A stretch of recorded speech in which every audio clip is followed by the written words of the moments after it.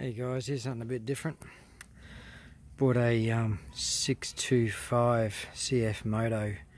It's a C-Force. It's the Tourer edition. So, and it's the camo one.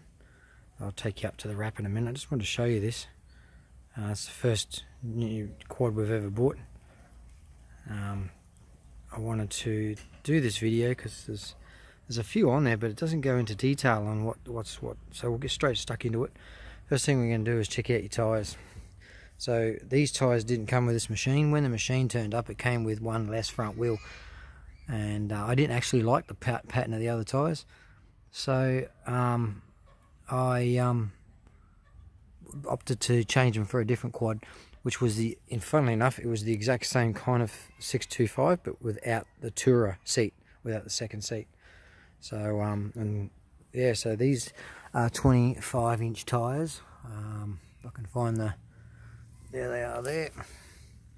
So 25 by 8 by 12, and the back ones are here. They're 25, 10, 12.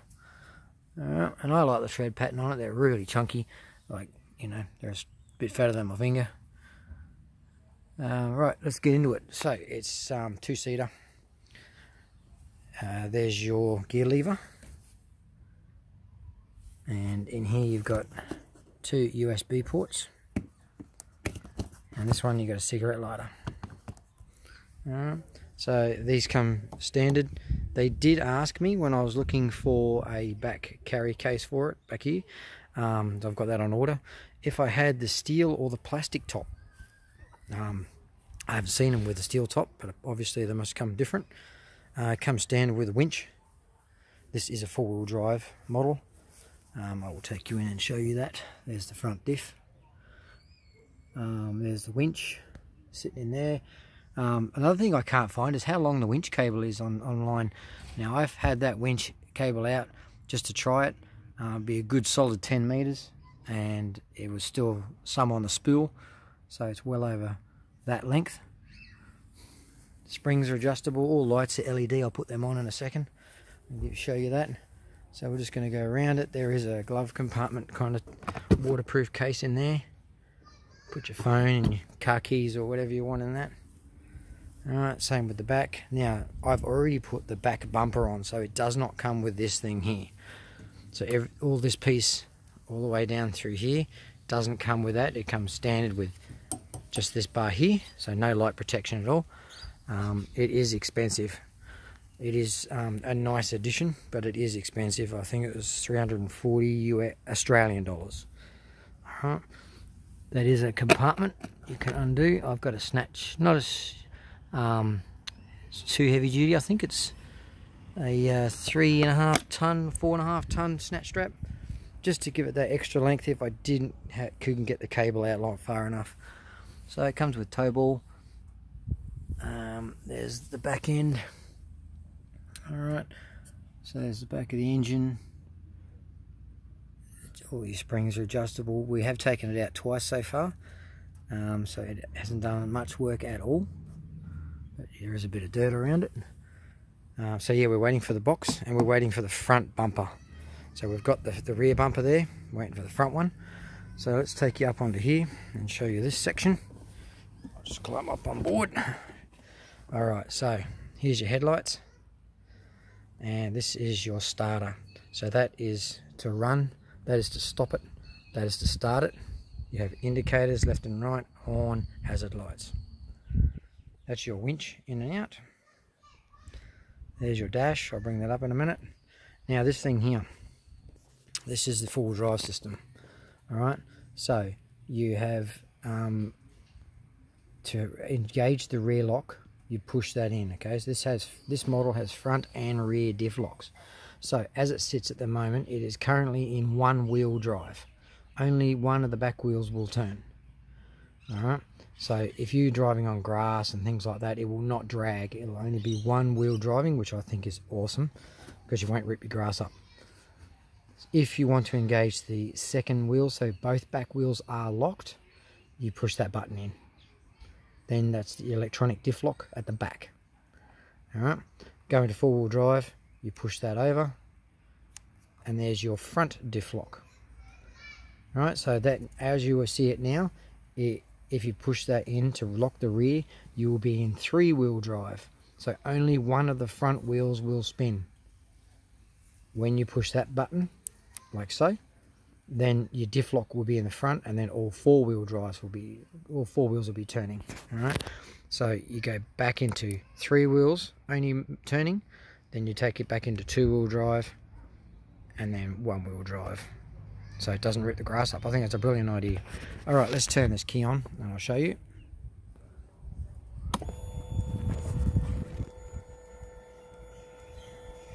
Alright, so we are currently in park, and it's done 4 hours. So if we hit the select button, it'll change that bottom number. Okay, that changes your brightness, and we've done 27 kilometers. Alright, so 4 hours.